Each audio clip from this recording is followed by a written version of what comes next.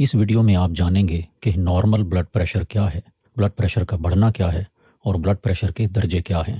خون کا بہاؤ دو عوامل سے قائم رہتا ہے، ایک دل کی دھڑکن اور دوسرا رگوں میں لچک اور تناؤ۔ یہ دونوں عوامل مل کر خون میں دو طرح کا دباؤ پیدا کرتے ہیں۔ جب دل سکڑ کر خون کو رگوں میں پمپ کرتا ہے تو خون میں دباؤ بڑھتا ہے اور رگیں پھیل جاتی ہیں۔ اس بڑھے ہوئے دباؤ کو سسٹولک پریشر کہتے ہیں۔ جب دل اپنی اگلی دھڑکن سے پہلے پھیل کر اپنے اندر خون بھرتا ہے تو رگوں میں خون کا دباؤ کم ہو جاتا ہے۔ اس کم دباؤ کو ڈائسٹولک پریشر کہتے ہیں۔ انہی دو طرح کے دباؤ کی پیمائش کو بلڈ پریشر کہتے ہیں۔ دل کی دھڑکن میں تیزی یا سختی پیدا ہو جانے یا رگوں کی لچک میں کمی ہو جانے کی وجہ سے بلڈ پریشر بڑھ جاتا ہے، جسے ہائپر ٹینشن کہتے ہیں۔ لکھنے میں سسٹولک پریشر کو ڈائسٹولک پریشر کے اوپر لکھا جاتا ہے اور بولنے میں systolic pressure over diastolic pressure کہا جاتا ہے۔ عام زبان میں سسٹولک پریشر کو بلڈ پریشر کا اوپر والا نمبر اور ڈائسٹولک پریشر کو نیچے والا نمبر بھی کہا جاتا ہے۔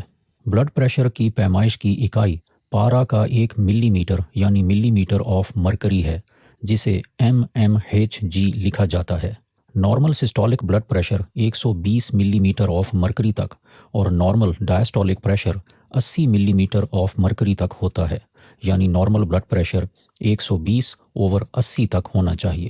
اوور کو اردو میں بٹا کہا جاتا ہے، جیسے 120/80۔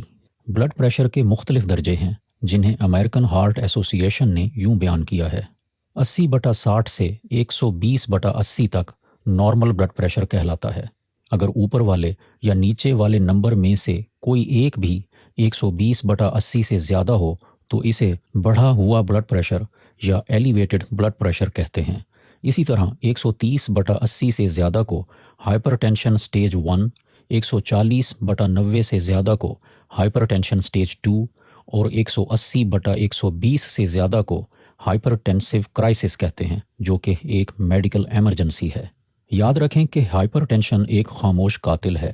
اس کی ظاہری علامات بہت کم جبکہ مضر اثرات دل، دماغ، آنکھوں، گردوں سمیت جسم کے تمام اعضاء پر ہوتے ہیں۔ ہارٹ اٹیک اور سٹروک کی بڑی وجہ بھی ہائپر ٹینشن ہی ہے۔